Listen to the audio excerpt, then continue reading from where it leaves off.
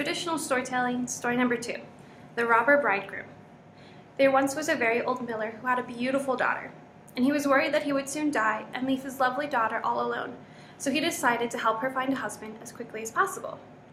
And it just so happened that the very next day, a suitor came asking for her hand, and because the miller had never heard anything bad about him, he agreed. The bride had always had bad feelings about the suitor. Anytime he was near her, she felt this chill in her heart, but she couldn't quite place it. So whenever he invited her over, she always said no, or she always made up some excuse. Until one day, the suitor finally said, "Bride, we are soon to be married and you've never ever visited me." The bride said, well, I don't know where your house is.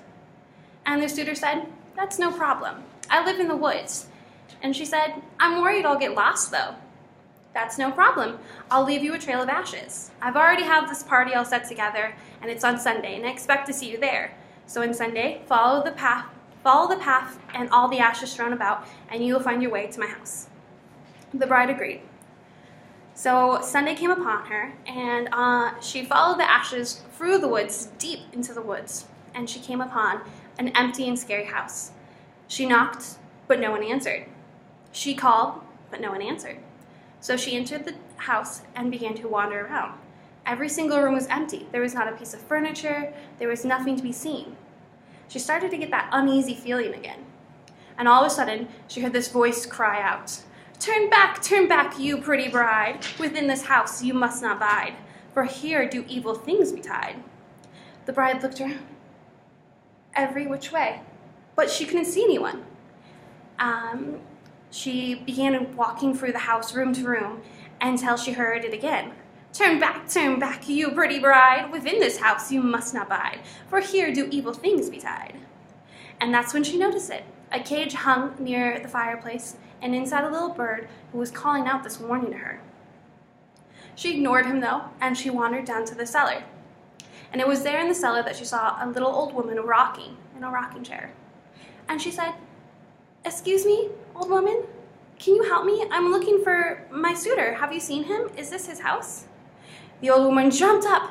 She said, "Yes, this is where your suitor lives, but you cannot be here. It is not safe, because your suitor is a bad man. He is a cannibal, and he will eat you up if you do not go."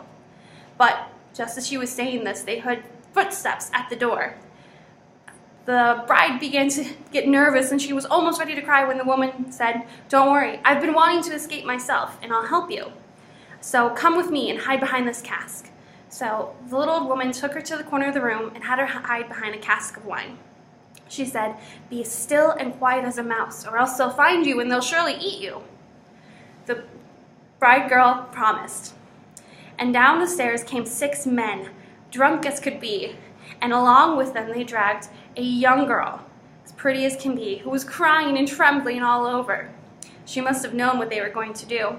The men fed her 3 glasses of wine, red, white, and yellow, and she cried and cried, and soon one of the men spotted a little gold ring on her pinky finger, and he decided he must have it. So he tried to pull the ring off this girl's finger, but he couldn't get it. So he finally chopped her finger off. As he did, it flew over to the bride girl's lap and landed where she hid behind the cask.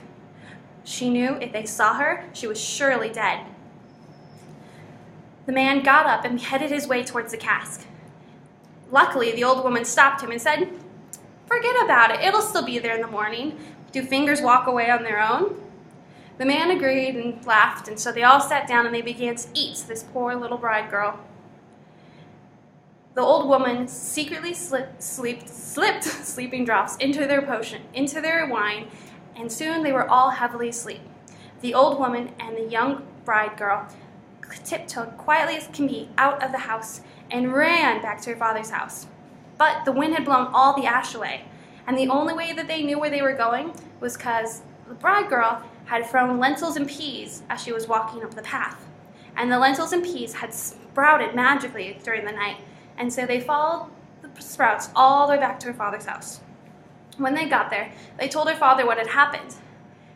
And they didn't do anything yet though. They waited until the wedding day. Before they were to be married, they had a feast, and they invited people from all over the land. And the suitor came, and he sat next to his soon-to-be bride. And everyone was telling stories and swapping stories and laughing and having a good time. And the suitor finally turned to his bride and said, "Bride, you're very quiet. Do you not have a story to tell us?" And the bride said, "No, but I can tell you about a dream." And he said, "That'll do just fine." She said, "Okay, sweetheart, this is my dream. It's not quite over yet."